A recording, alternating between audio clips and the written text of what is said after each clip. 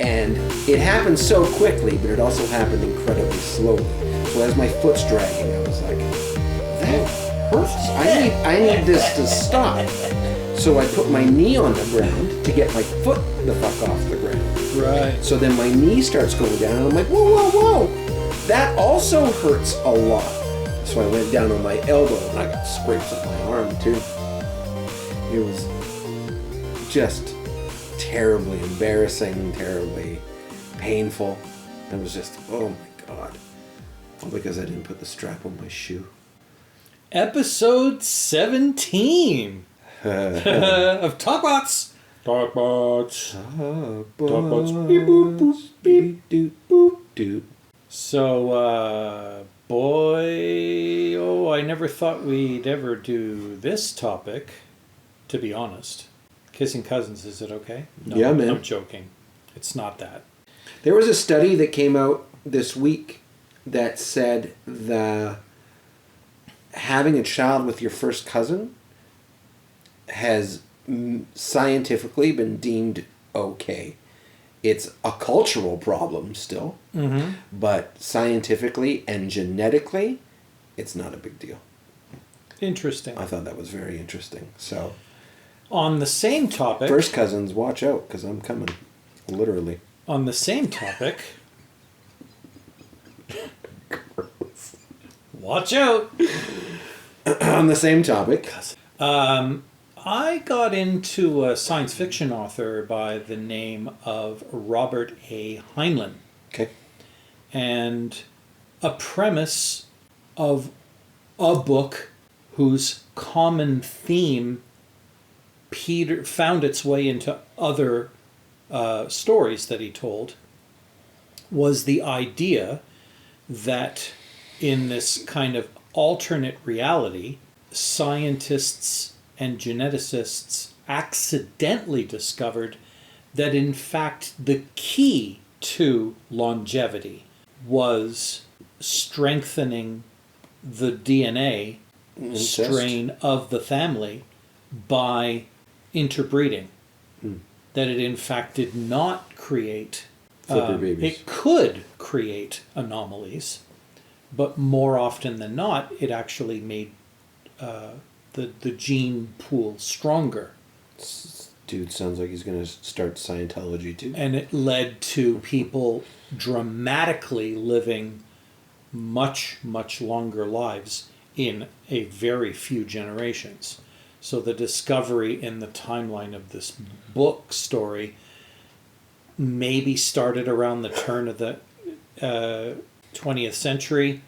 And then by the year like 2050 or whatever, 2100, there were certain people who were the descendants of this experiment that were living 250, 300 years. That's a weird book. It is. It is. And the character's name is Lazarus Long. But anyway. It's totally a porno book. It's a weird one. No, this episode is about spirituality. What a weird segment. I know, right? We'll see where this goes. Yeah, who knows? This might be a scrap episode. Who knows? This is a weird one. I don't know. Do you want to go first? No, not really. Not really? Not for any particular reason. Just Okay. Yeah, like I said, my journey when it came to religion and spirituality, it was kind of weird. My birth mother died within a week of me being born, so I never knew my birth mother. My dad's parents raised me until he found a new wife and married her 3 years later. And they were Catholic, and I think they wanted us to be Catholic too, but we were not. Sorry, your grandparents were Catholic? That's right. Okay. Yep. And I was baptized Catholic. When my dad finally did remarry, and the three of us moved out from my grandparents' place in Montreal, at first we weren't going to church, and I'd have to talk to my mom again to find out why we even started going, but we ended up going to I was going to say a branch of the United Church, like a bank branch. But yeah, no, we went to the United Church in our community that I was growing up in. And in the beginning, I remember we were going all the time, and then we weren't going all the time, and then we didn't go at all. So all the time being weekly or multiple times a week? Weekly. Okay. Yeah, every Sunday we would go to church. And I would go to Sunday school when I was in the age group of going to Sunday school. Right. And it was interesting because I can remember vaguely that even while I was going to Sunday school, I didn't quite believe what they were telling me. It didn't make sense. So I asked a lot of questions. They didn't like that. Because even the answers they were giving me, they thought would, assuage my question or my curiosity, and it didn't. It does the opposite. It did the exact opposite. Yep. So anyway, like I said, it was an interesting experience. It was a part of our life, and then it was only a part-time part of our lives, and then it suddenly stopped. And I'd have to ask my mother, why did it stop? But I somehow, in the back of my mind, my intuition tells me that something bad happened, and it resulted in us not wanting to go back to church anymore. And I don't know if it's because someone in our family did something embarrassing and we couldn't face the congregation anymore, but I think it was something like that. Yeah, that's significant. I would have to know that answer. Me too. Yeah. But at the same time, I think maybe I'm blocking it. So I don't know. Interesting. Yeah. But so how old were you at that transition? 9. So you went to church every Sunday for 6 years. 5 or 6. Yeah, I would say so. And then we just stopped. Those are wild years to go to church. Yeah. Foundational. Right. Interesting. So I actually didn't mind not going to church anymore because A, never liked it in the first place. B, Sunday school seemed like BS to me. C, it was boring as hell. Mm-hmm. D, I couldn't identify with what was going on. And it just, that much more of the week was freed up for other things. So, win-win. Then my dad had an affair with someone in the next town. Mm-hmm. That may actually have been part of why we stopped going to church. Again, I don't know for sure, but there must be some relation there. It was during the time that he was away that my mother they found her, the Jehovah's Witnesses found her and convinced her to start going to their church. And we went along, not because we wanted to, because that's what you do. When your mom goes to church, you go too. Yeah. Especially if there's no dad around. Yeah, you're fucking 9. Yeah, that's what you do. Yeah. And I would have been a bit older than that. Okay. I might have been more like 12 or 13 at this point now. Oh, okay. Maybe even older. Oh, wow. Okay. Definitely a teenager. And I'm taking it all in because this is interesting. And I don't know if you know anything at all about the Jehovah's Witnesses, but they are quite a unique organization. Sect. Call it what you will. Yeah, right. Okay? Yeah. They believe, for example, that there are only so many spaces in heaven, and if you don't meet the grade, you're not going to have one of those spaces, which I found really odd, that a religion would actually pit members against each other in a competition to try to get into one of those limited spaces. They did not believe in premarital sex. They did not believe in alcohol, drunkenness. They did not believe in drugs. They felt that blood transfusions were bad. They were taking the Bible quite literally. And if memory serves correctly, their Bible wasn't the King James Bible. They had a very special Bible of their own. Right. Yeah. They took it, they took Christianity and pumped it in with steroids. And there was no wiggle room for variations from their rules. And that's what really kind of struck me, was that among the congregation, they seemed like wonderful people. They were decent. They seemed kind. They seemed happy. Mm-hmm. But then when you stepped back and looked at them as an organism, they were like a virus. In every way you can imagine a virus operating. They were only interested in making more of themselves. And the only way you do that as a Jehovah's Witness is you go door to door and you hand out Watchtower magazines and you try to be invited in so that you can talk to them about the fact that their religion is wrong. Jehovah's Witness, their way is the only real way. And all of our writings and everything will prove it to you. But the thing that I witnessed being surrounded by the congregation that really threw me was how they were willing to completely ostracize members of the family that didn't toe the line. So I had a friend from school by the name of Anita, and her family basically disowned her for being a typical, but maybe edging toward the, slightly less than perfect, decent example of a teenager. They completely disowned her to the point where they threw her out of the house and didn't want any contact with her whatsoever. Wild. And that not only affected me, it affected my siblings as well.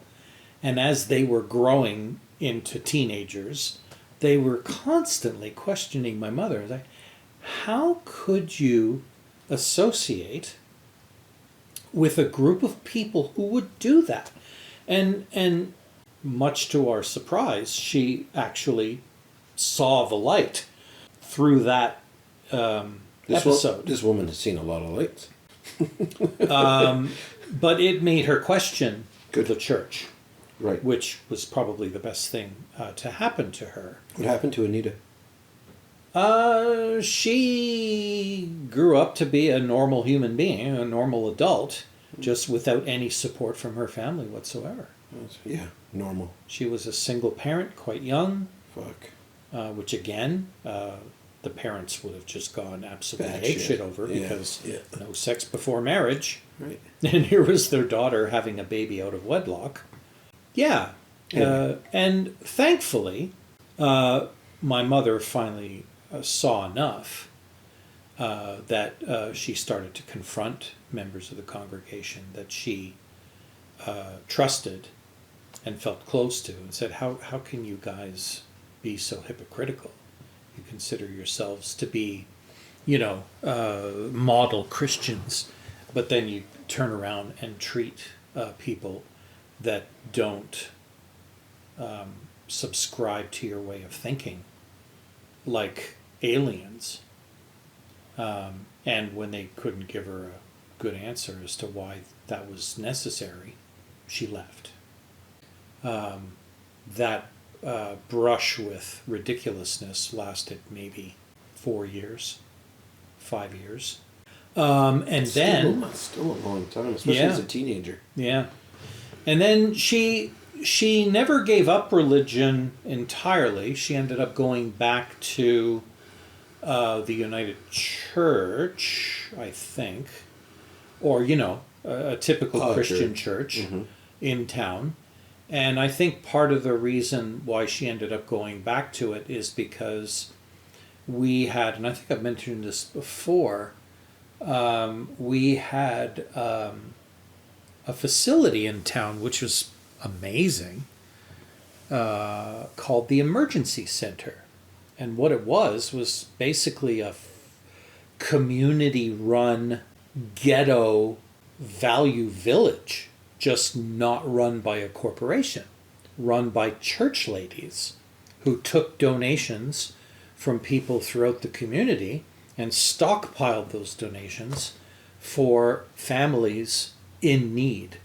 And 9 times out of 10, the families would get stuff from the emergency center without even asking for it, because the town was so small and so closely knit that everybody knew who needed help. And they basically went, okay, so next on our list would be this family because they got nothing. They're not going to have a Christmas and blah, blah, blah, blah, blah. Right. So, because these were the kind of Christians you want to hang out with, she started working at the emergency center, volunteering her time, which is ironic because she was one of the families that needed the help, along with others, which just goes to show you how selfless that she is. And then, because they all went to the same church, she basically joined them there But that was it for me. I had no interest in reestablishing any kind of religious tradition of any kind, and sort of went with that for a while, quite a while, till I met Darlene. And then something kind of bizarre happened, and that's a whole story unto itself, but we'll get to that story later. I want to circle back over to you and give you a chance to... In the Jehovah's Witness church, how frequently do they go to church? Every week. Just weekly as well? You could probably ramp that up, but... And I mean, they had other activities. Sure. As well. It's still Sunday. But their mass was on Sunday. Gotcha. Yeah. My experience with religion as a child was nearly non-existent. So my parents were together until I was about 8, and my father wasn't religious. Right. And my mother, I guess, grew up. She was. Yeah.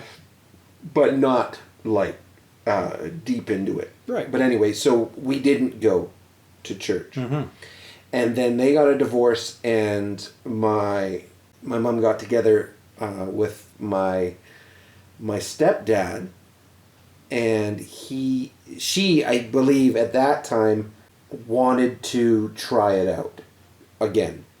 Religion again.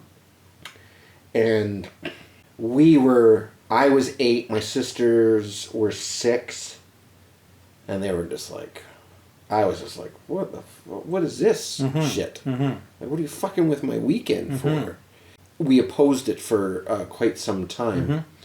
And my stepdad did not side with my mom. He didn't side with us either because he was a smart man, but he didn't say we have to go. And then I believe it was Easter. I think it was some holiday.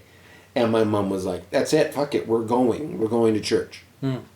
So we went once, and I was shuffled downstairs to Sunday school, and I don't have vivid memories of it, but there's like screenshots in my brain, and and the feeling of going, what is this? Like, what are we doing? And I didn't have the thoughts that this is bullshit, or I didn't believe them or anything. Like, I'm not going to try and pass that off because I was young and I didn't even understand what they were talking about. Right. Like, I had no context Right. at all. So then Sunday school is over and you go upstairs, and then the sermon or whatever the hell then begins, I guess, or the service or whatever. And it was a church where everybody says good morning to each other. And they turn around and shake everybody's hand and say, how you doing? And I was just like, what the fuck is this? This is the weirdest, place, stupidest thing I've ever seen. People are acting weird. So weird. Yeah. Like core memory. Yeah. And core emotional response to this. And on the drive home, myself, my sisters, and my stepdad were just ripping into it, tearing it apart. And because I guess my stepdad had been an altar boy and he was made to go to church from a very young until whatever age. And he hated it. Right. Hated it. Right. Disagreed with it and all that jazz. Anyway. So. What all of a sudden made your mom want to go to church out of the blue? I don't know why. I think she just, maybe she missed it. Okay. Felt she needed something in her life and didn't quite know what it was, so let's see if it's this. Yeah, or maybe it's speculative, but maybe it was just the feelings of what it was when she was younger, the community, the blah. Because that's why I find a lot of people stay in the church is because it's their social circle. Yes. Right? Yeah. And we didn't have one. We had family was our social circle. Right. And that was it. There weren't friends. Right. So maybe she wanted that, or I don't know. Well, and especially if everybody's in the habit of like shaking hands and saying hi to each other, that kind of elevates your social status very quickly. Sure, yeah. To complete strangers. Right. It makes you very visible very quickly. So, so we never went again. But I did, because I had a friend who I stayed at his house, at his dad's place, weekend dad kind of thing. And his dad was quite religious, and I think he was a part of it. But I don't know what role he played. But I stayed over there a Saturday night, and I was informed that we were going to church in the morning. And I remember feeling, had I had this information, I wouldn't have stayed over. And I had to be probably 10. Right. But I knew, not from any, again, not because I thought it was bullshit, whatever. It was just, this is fucking bullshit. This is fucking weird and uncomfortable. Yeah. And I don't like it. Yeah. And anyway, we had to go. And again, the Sunday school thing. And I was different church? Totally different church. Totally but different. Same experience. Same experience. And I just, again, I was 10, so I don't really have hard memories of it because it was just so... But the obsession with the reinforced your original feelings about it. Yeah, the weirdness of it. Yeah. The obsession with lambs really fucked me up. Like, it was really fucking weird. And then, upstairs, the whole handshake thing happened again. Oh, wow. And I was like, this is fucked. And I feel that this is the case, but it may not be. But I feel that was a factor in our friendship not lasting, because it was really fucking weird. It was upsetting. Did you ever confront him about? No, I was too young, because confront, I don't know, we probably talked about it and he probably thought it was bullshit too. He was a fucking 10-year-old boy. But he's his father's son. What's he going to do? And it's weekend dad. Yeah. Weekday mom didn't go to church. Who was also the most attractive woman that ever existed. Holy Christ. Woo. Anyway, that was it. Through my teenage years, really big into music, and music that was like the antithesis of religion, right? And so I, from an uninformed perspective, because everybody did, you just shat all over Christianity and Christians are idiots and blah, blah, blah, blah, blah. But I did it because everybody said that it was the case. With these memories of church is fucking bizarre. Right. And I can't argue that. It truly is. Yeah, it's weird. for sure.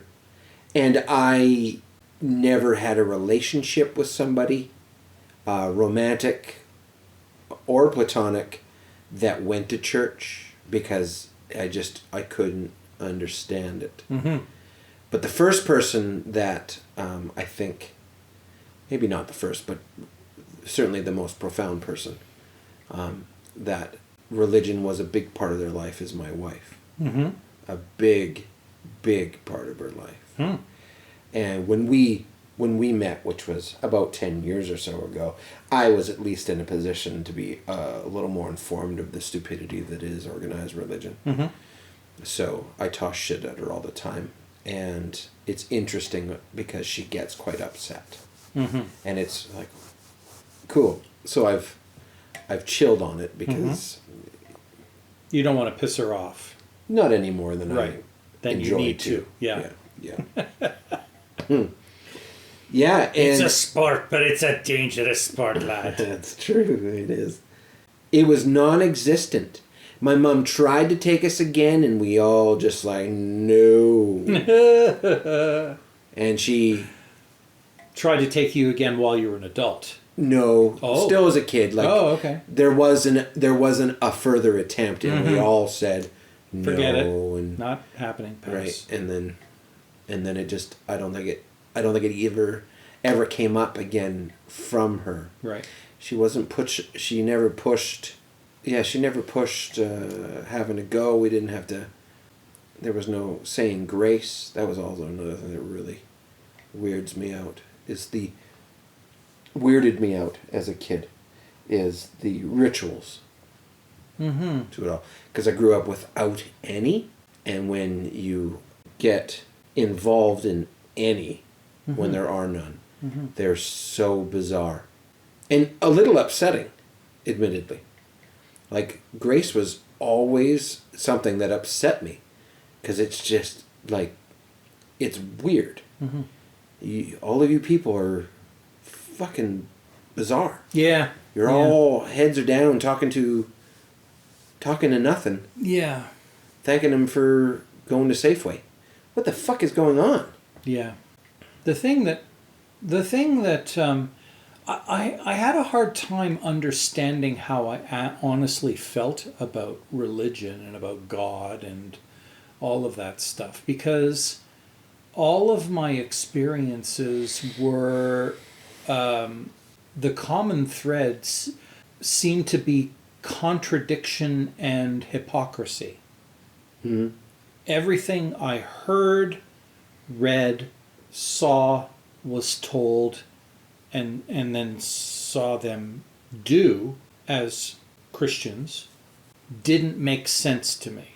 The rules of what happens to you didn't make sense to me. Mm-hmm. It didn't make sense to me that nobody could give me an honest answer as to how do you know for sure if you're going to go to heaven or not. Well, generally you have to be good. Okay, so if I'm good, I'm going to heaven. Well, not necessarily. You have to, there's something else you have to do. You have to take Jesus into your heart, or however the religion of the day words that extra step that you have to take in order to pass muster. And it never made sense to me, because then I started noticing, well, how come that religion says this is the key to get in, but that one says that's the key to get in, and another one is like, no, none of you are getting in, except, unless you achieve this even higher level. Like, how can you all be right? Yeah, that was the one that got me. How can you all be right? And then, only to find out, there's more than just Christianity? Oh, God. There's, Judaism and Islam and, Hinduism and everything else.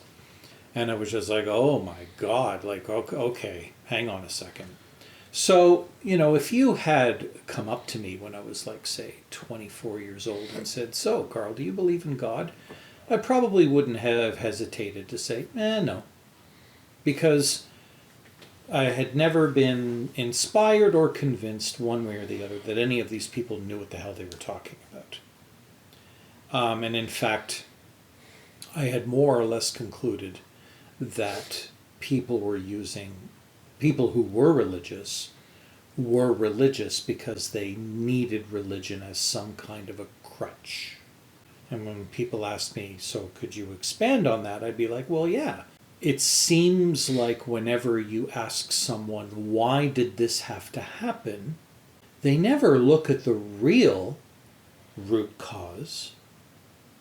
They just go, oh, it was God's plan. And I'm thinking, what? So, like, what about our plans? Our plans don't matter? And that's a cop-out if I've ever heard one. So if anything ever happens and you can't explain it or don't feel like explaining it, it's God's plan. Right.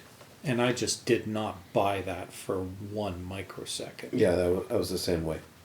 Like, it's too easy. It's just too easy. Like, what? It basically means that nothing we do matters. Right. That's what I got from that logic. And like I need to tell you, the minute you start challenging a person's belief system, well, that's it. It's like, fucking get away from me, because the last thing a religious person wants to do is patch up the holes in their belief system. Right. When you find them, when you expose them. But, I wasn't a zealot. I didn't go around, finding religious people and making fun of them or anything. I just, like you, tended to shy away from people who were blatantly religious because I could not identify with them whatsoever. Right. So I met Darlene. Darlene was the same. She felt the same way about religion that I did, but she was also curious. How does it all really work? Is there really nothing outside of our own consciousness?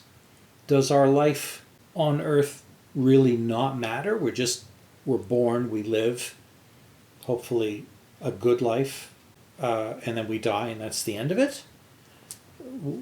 Or is there really something more? And, but didn't really have any answers. And certainly wasn't getting them from any traditional religion. And then something kind of interesting happened. Her brother, who's a bit older than her, said, have you ever read the book The Nature of Personal Reality by Jane Roberts? And she said, no. Is it any good? And he goes, you've got to read this book. And she goes, well, what's it about? And he goes, I'm not going to spoil it for you. Just read the damn book.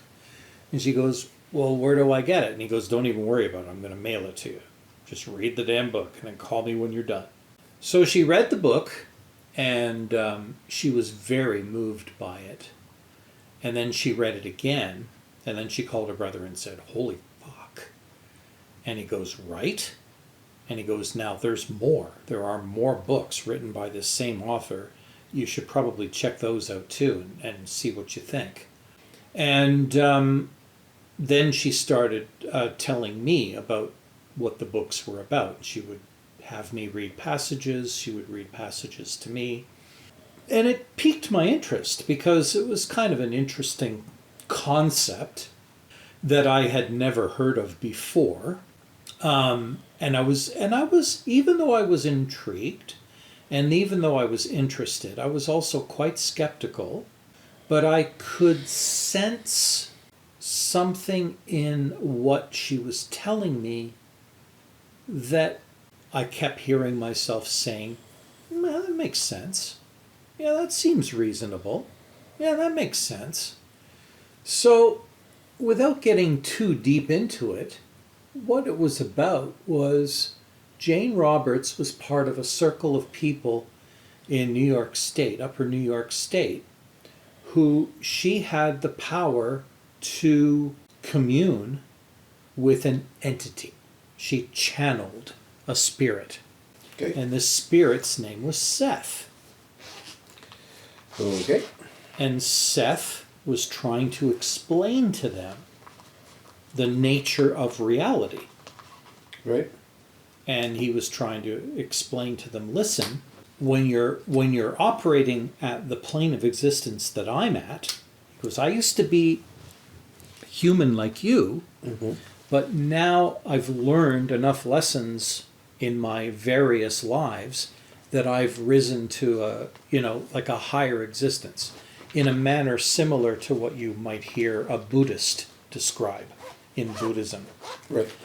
And he said that he felt it necessary to try to explain how the universe works to people so that they would be better prepared to understand, what things you should be worrying about and what things you shouldn't be worrying about. And that, in certain respects, your traditions and your belief systems are kind of on the right path, but in other respects, they're completely out to lunch and you guys are sort of believing in the wrong stuff and you're getting trapped in your own bullshit.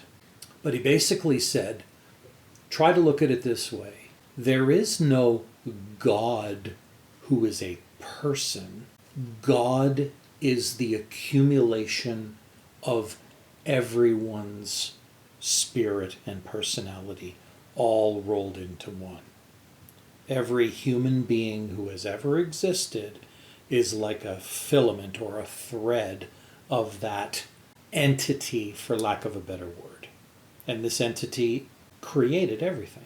So while they said your Bible talks about how the world was created in a way that doesn't even make sense to the average human being, there are elements of truth in it, but it's way too simplistic, and it's been twisted to work as a fable lesson to keep people in line. It's no longer representative of how the world actually works. And this entity basically said, you got to kind of look at it like this. You create your own reality. It's a hard thing to fathom, it's a hard thing to believe, but you can literally prove it to yourself, because everything you believe, in essence, comes into existence. And human beings just can't relate to that statement because they don't believe they have any power, which is why it's easy to push it off onto a God that's someone or something else, because it absolves them of any responsibility and it absolves them of any sense of power, of direction, control. And he said that's the wrong attitude to take. And then it just kind of like continues from there. Starts to describe how even though we have the power to do things through our own beliefs and our own understanding of how the universe works, it's even more powerful when a bunch of people think the same things together. In other words, the mob mentality actually has a tremendous amount of power. Yeah, and I won't go any deeper into it than that, because if you think that's kind of hard to understand or hard to believe, it gets even more bizarre the deeper you get into it, or the deeper it's explained. But the thing that intrigued me about it, even though I wasn't sure whether I believed it or not, is that it gave the individual the power to accept responsibility for the things that happen in their lives. It also preaches very, very strongly the power of intuition, that when you are going with the flow, when you are not fighting against the way your life has kind of constructed the path for itself to go, to learn the lessons and experience the experiences that you have planned for yourself while you're here this time around. You're going to fight it, you're going to suffer for the fighting. If you just go with the flow, things will be much milder, gentler, easier. You know what I mean? Mm-hmm. The minute you start fighting things, the minute you start ignoring your intuition, your gut feeling, about what you should do next, that's when things start going wrong. Right. And the reason why that rung, or why that statement connected with me, is because prior to being told any of this, I had always gone around telling people, you know, I can't believe how lucky I am. And they'd be like, well, what do you mean? And I'd be like, well, when I finished high school, the rational part of my brain said, you know, you really should continue school. But in my heart, I knew that wasn't my path. And if I hadn't followed that intuition, I would never have joined the military. And if, when I was standing there having to pledge allegiance to the Queen at the recruiting center, there would literally be the flip over from being a civilian to being a military person awaiting training. If when my buddy didn't show up at that thing, I backed out like a chicken shit instead of just going, all right, we're doing this, I wouldn't have gone through with it. And my life would have forever changed. And there were just all of these occurrences, situations, and decisions where I started to recognize that every time I just followed my gut, things just fucking miraculously worked out. Did I have a bad situation? Yeah. Was there friction? Yes. But there would have been more friction had I fought the current, had I not gone with my gut, had I not followed my instincts. And then here's this fucking guy who's coming through to this human being, you know, as a spirit, saying, you have to trust your instinct. You have to follow your intuition. That's kind of like all of the other elements of your spirituality that aren't physical, trying to sort of feed you information to follow. Okay. And it just, I thought, Jesus, even if this is total bullshit, which it still could be, it just made so much sense. Even if all of it is bullshit, like Seth is bullshit, Yeah. which, listening to it, of course, but that isn't bullshit. The following your intuition. No. It's not bullshit. That is true. Right. Right. Like, so. But why is that? You know, is the bigger question. I guess. How is your intuition so fucking smart? Where is that information coming from? Right. And of course, this is what he tries to explain. But there's really a lot more going on than we can perceive, and we just have to trust it. Sure. Which is the ultimate thing. Yeah, and I guess for me, because I have felt the same way as well, in the sense of feeling lucky and just making my way through listening to my gut and stuff like that. But I've never asked, why does that work? Right. I'm just like... You don't care. It does. Right. It just is. Who needs to know why?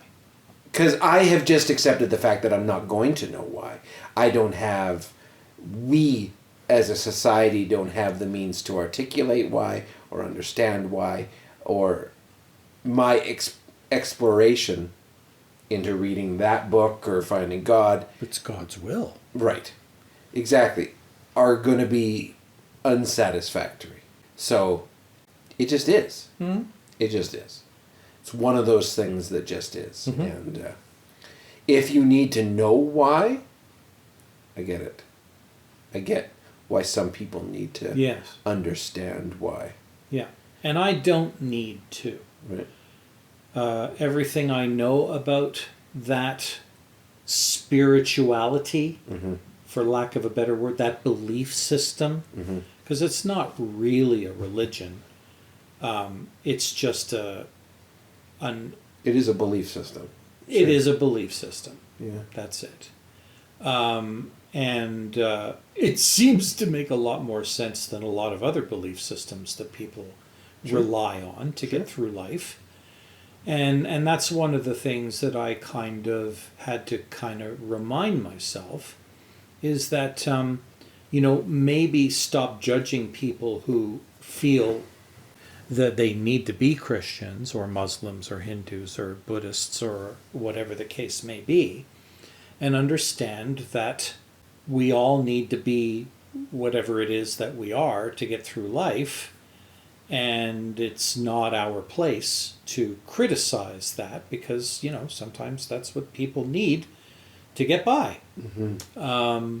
And that I finally realized that after watching so many people do their thing, both in my life and in other people's lives, and celebrities and people of note and intelligent people and heartful people, my religion now, if you want to call it that, the thing that I believe is more important now than anything else is kindness. I think if there was one thing that humanity would benefit from to focus all of their energies on, above and beyond everything else, it would be kindness in all ways, Right. to all people. Yeah. Period. The word I use is not kindness, it's love. Which is the same thing. Same thing. But the mantra Yes, is absolutely. it's love. But yeah, no, I agree. So yeah. So it's like when people, ask me, are you religious? I say, wouldn't call it religious. Spiritual? Yes. But it's a brand of spirituality that I don't think many people would identify with. But then I love, because I know the question is coming, well, what do you believe in? And I say, I believe in love. I believe in kindness. That's what matters above everything else. Mm-hmm. And boy, I'll tell you, if you want to shut down a conversation about arguing about religion in 5 seconds flat, that answer, you just can't argue against it. Right. You just can't. Right. Who's going to attack you on that? Right. They just can't. So yeah, so that's kind of been my journey. And, that's not to suggest that I'm a perfect being, because I do not practice love on a daily basis. Oh, no. But I try. I don't know what to call it, because I don't like to call it anything. Mm-hmm. I guess what I believe, Worldview? I guess, no, it's not a worldview. Okay. It's much larger than that. Rules for life? No, they're not rules of life. It's just what I believe is. Right. They're not rules. They're not even the statement of love. Mm-hmm. It's not a belief system. It's not. No. It's not a tenet of some structure that I have. I just think that love is important, and that's what it is. Mm-hmm. Right. Where mine came from is the seed was planted when I was a child. Mm-hmm. When I was probably 9, and I was having an asthma attack, and my stepdad came into the room and I couldn't breathe, and it was scary. Mm. And he left the lights off and he talked to me calmly. And he laid his hands over top of my chest. Mm-hmm. Not on, but just over top of. Mm-hmm. And manipulated the energy. Mm-hmm. So sort of like psychic surgery or something like that. And and I calmed down and stuff. And you could easily explain that I calmed down just because it was relaxing and I wasn't stressed out, and there was comfort in it, which is probably all true. Mm-hmm. But there was that's where this seed got planted. And throughout my life, I've had little tastes of energy and connectedness. Mm-hmm. And my whole life, who I thought I was, who I was gonna be, what had happened to me in my life, all got torn wide open when my first wife left. Mm-hmm. I just I need to reassess the things that are going on in my life. Mm-hmm. I was a man who was very angry with a lot of things, Mm-hmm. without getting too deep into that, mostly because it could probably be another episode that we could use. Mm-hmm. But actually, to go before that, in my 20s when I was living alone, I first started smoking marijuana when I was 24. Mm-hmm. And I started going for walks at night. Mm-hmm. And the most exciting and interesting part of it is the connectedness I felt with all the stuff, Mm-hmm. everything. Mm-hmm. And it was profound, but it didn't really change much. It was a really enjoyable feeling. And I've always had an intuition with people. I can read people very quickly. And even with people that I'm not around, I can sense how they're feeling. But just talking to them with one word sometimes, or sometimes not at all, no words at all. There are times when I've reached out to people. I'm like, how are you doing? Like, I have this sense that you're not doing great. Mm-hmm. And they're like, how the fuck did you know that? So during my therapy, I was doing a lot of exploring of myself. And but a big part of it was the loss of my wife. Yeah. And my wife had picked up and moved to the United States. And I believed that I could sense her. I could sense her difficulties. I could sense her stress, her dissatisfaction, but also her joy. And I started to pay attention to that, and I attempted to communicate with her, just thinking about her, just playing with this idea. Mm-hmm. Playing with the idea that we are all connected, and it stems from the fact that we're all stardust. We're all the same shit. Mm-hmm. So with that, we are all the same. Mm-hmm. But it's not just people. It's all the things. Mm-hmm. Everything that we've created, Mm-hmm. everything that we stand on, is all of the same. And there is a psychic connection between Mm-hmm. them.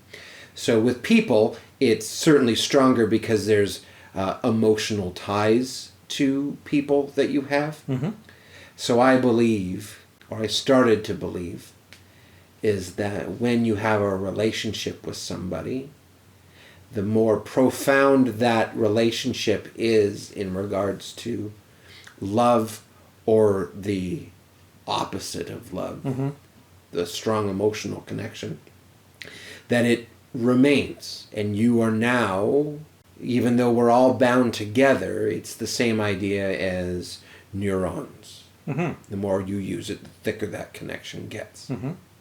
And this connection that you have with people has, as you could probably imagine, just based on what I'm talking about, isn't limited by physical distance. Mm-hmm. And I started to really focus on my feelings for people and their feelings towards me.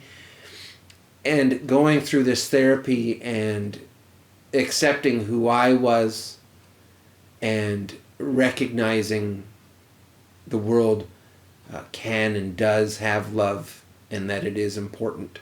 It just became a really strong thing that just exists with everybody I know and who knows me and who knows each other. And it doesn't change, it doesn't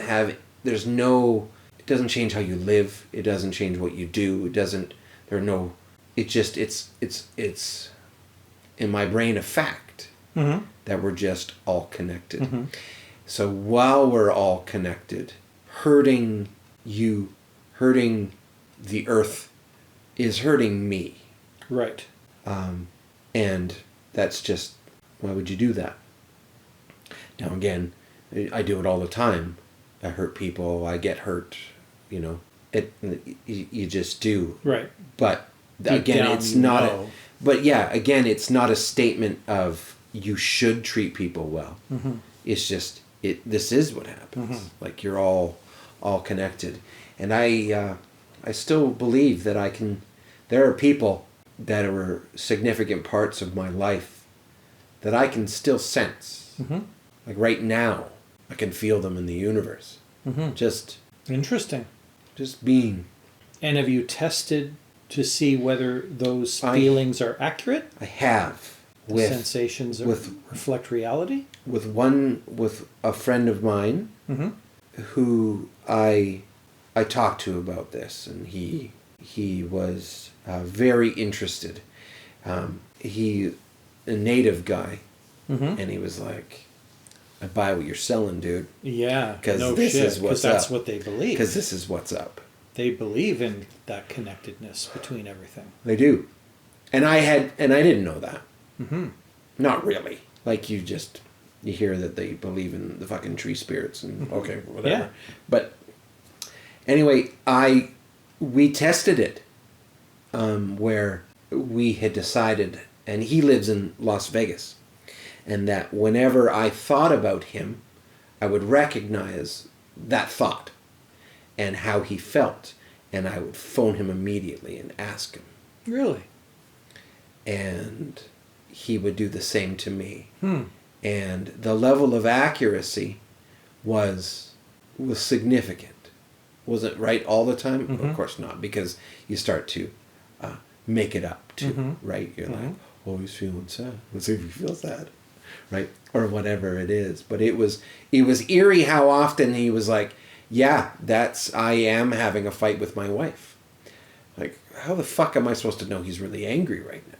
But anyway, so I've only tested it with one other person because everybody else looks at me like I'm fucking stardust brains. Mm-hmm. And yeah, it's See, this is one of the things that really intrigues me, is that I do believe in that there is an invisible force that binds us. I'm going to start sounding like a fucking Jedi. No, but seriously, I do believe that there's more going on in the universe than the human brain can fathom at this point. And what's really interesting is that there are spiritual phenomenon that have been insisted by sage people that rational, non-spiritual people have gone, nah, that's not a thing. That's not how the universe works. And then, funny enough, decades later, after physicists start to probe deeper and deeper and deeper into matter, and then subatomic matter, and then quantum physics, that all of a sudden the weirdest fucking shit starts happening, like spooky action at a distance. I don't know if you know anything about that phenomenon, but it's a thing. And that thing suggests that the attributes of one atom can also be happening simultaneously with another atom feet away, miles away, continents away. They've proven it with experimentation, but they can't explain it. They can't explain it. They don't understand what the ramifications of that discovery are. And I find it funny because every time I read about a new discovery in quantum physics, I go, boy, I'll tell you, if that doesn't sound exactly like what spiritual people have been describing, they've been experiencing their entire lives, much to the disbelief of everyone around them, it's that, right? So yeah, I totally get that there's a lot more going on than we give credit for. Eventually, I think we're going to figure it out. But the problem is that the spiritualists and the people who have a closeness or a connection to some kind of spirituality where they experience energy and have experienced healing energy and energy and thoughts and communication across a distance and an interconnectedness between people and things that doesn't seem possible according to physics and according to science, but it turns out that actually, it actually does. It actually does. And it's probably related to just what you said, the fact that we are all made of the same stuff, and we just haven't figured that out yet, that because we are made of the same stuff, we're just stardust. We're self-realized, which is the weirdest fucking thing. Right. Matter knows of itself and can think about other matter. What? Like, just that idea is enough to make a person go, Jesus, I never even thought about it like that. But yet that's what we are, right? We are stardust made cognizant of itself and its place, but just at the very, very beginning of understanding of it. Yep. Totally at the beginning of the understanding of it. We probably have no idea just how significant those connections and that energy and that interdependence is. Something about it is interesting to me, and I don't know if it's fed or has been fed by my other experiences with religion. Is just, I don't need anybody else to believe me. I don't need anybody else to join me. Right. And I don't even need it to be true, because it's true. Right. And it's a wild experience. For you. Yeah. It's true enough. And that's all that matters. Yeah, it's true enough. When you get right down to it.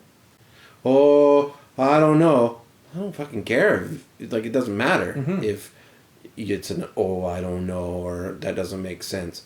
I don't give a fuck. It feels really good. Yeah, it's not like it's not like there are these rules that like fucking make me do things or not do things. I'm just connected with shit. How does knowing what you know affect how you live your life? How is it different than had you not experienced or known these things? I express my love and appreciation to people more frequently. Right. Because you understand the importance of the connection. Yeah. I live more from an emotional response perspective. I respond more with my gut. Sort of as what you were talking about before. It's all by... You follow your intuition. Yeah. Yeah. Yeah. Especially in relation to feelings of people. Because it's just so strong. That feels weird. It is weird. That feels good. It is good. Yeah. Yeah. I let people know that I'm thinking about them. It's probably the biggest, or maybe even only real change to how I've lived my life. It's why I like the belief system, the thought structure, or whatever the hell you want to call it, is that even if it's all absolute total bullshit, even if it's just, when it comes down to it, and I send a message to somebody that I haven't talked to in 2 years, and be like, I'm thinking about you, and I hope that you are well. Well, what the fuck else can you want in life? Oh, I know. Because I know if that ever happened to me, which it doesn't, is that I would be very appreciative and happy. And it feels good. So. I think there would probably be more of that in the world, except that there are probably people who want to make more connections with the people that they know and are maybe afraid to, because, how does the average person react to someone who they haven't talked to in years? You know, how do they react to that person suddenly out of the blue contacting them and saying, hey, what's going on? Oh, I was just sitting here thinking about you. And then all of a sudden, the wheels start turning. Why were they thinking about me? Right. And they start making it into something that it's not. Right. Of course they do. But that is not my responsibility. True enough. Right. And I think about that. Mm-hmm. I had to be mindful of how other people would take Would that react to information. it. Yeah. But it doesn't matter. Right. Because where it comes from is honest. Mm-hmm. And it's true, and it is from a place of love. Mm-hmm. So, yeah, you can take that information and just be all fucked up about it. Right. And that's you, and that's your journey. Mm-hmm. And I think more people don't do it because it puts you in a state of being vulnerable. And so few people like being vulnerable. Because it does make you vulnerable, is telling someone that you are thinking about them and you care about them. It's absolutely the greatest position to be rejected. Right? And I have been. But it doesn't matter. I still was. Yeah, interesting. But yeah, are you the kind of person that believes there's a reason for everything that happens? Yeah. Yeah. And it's Me not too. fate or whatever. It's simply because it couldn't have happened any other way. Things happen because that's how they happened. Mm-hmm. Is it predestined? I don't know. But things have happened and will happen simply because there's no other way for it to have happened. Yeah, but I mean, you know, we do have free will to make different decisions than the ones we do. Sure. And that's always been the most interesting topic for me, because it's like, okay, so what would have happened had I not made that decision? Yeah, and I let that shit go. Right. That stopped for me. Right. Because the word should... And trust me, I don't dwell on it. Yeah, I'm just curious sometimes. Right. About how a difference in decision might have changed the course of my life. Do you know how long... When I do it now, it's like when I hurt my foot. Right. The last weekend. Right. Is what would have happened had I had my shoe on properly. Right. That's it. Yeah. Not... Because I have learned to like who I am. Mm-hmm. And I can only be who I am right now because of the things that have happened in the way that they have happened. Right. Couldn't have happened any other way. True. So... You are who you are because of what you've done. Right. Yeah. And the thought experiment, the only level of thought experiment is I wish I would have bought Bitcoin. Right? But not like, what would have it been like had I not done something with my wife Right. 9 years ago? Because I used to. I used to be obsessed with the choices because I had a really hard time making decisions. I was terrified of making decisions. What changed? Confidence and confidence is it. Yeah. But where that confidence came from is recognizing the responsibility of how I feel. I am responsible for everything that I feel. My response to everything that happens to me is my choice. Happiness, sadness, anger, whatever is my choice. And with that came just the confidence of do or do not, right? It's just the decision is going to be made and the things are going to happen, and then you just deal with the outcome. Confidence breeds unto itself. Oh, yeah. The more you have, the better you feel, the more you trust your gut, the more you go with the flow, the more you feel like you're on the right path, and you have a tendency of following that intuition more when you have high confidence. Yep. Which is the oddest thing, because when you have it, you're not even realizing the wave that you're riding. When you start losing it, you feel like that you've crested now and you're falling to the next level down. And it's like, oh my God. And then, and it's like a spiral downwards until you find that little grain of confidence again. and it builds you back up again. It's a powerful characteristic of the human mind, Right. of the human psyche. Agreed. Well, that was an episode. Mm-hmm. Stay tuned next time when we discuss... Have you heard of the band Standards? No, I don't think so. Fucking check it out. Okay. New, old, They're new-ish, yeah. standards. Standards. What genre would you pick Woo! them as? That noise I just made is it. Just check it out. It's a wild ride. When we turn off the podcast, we'll turn on the podcast, and it's just like...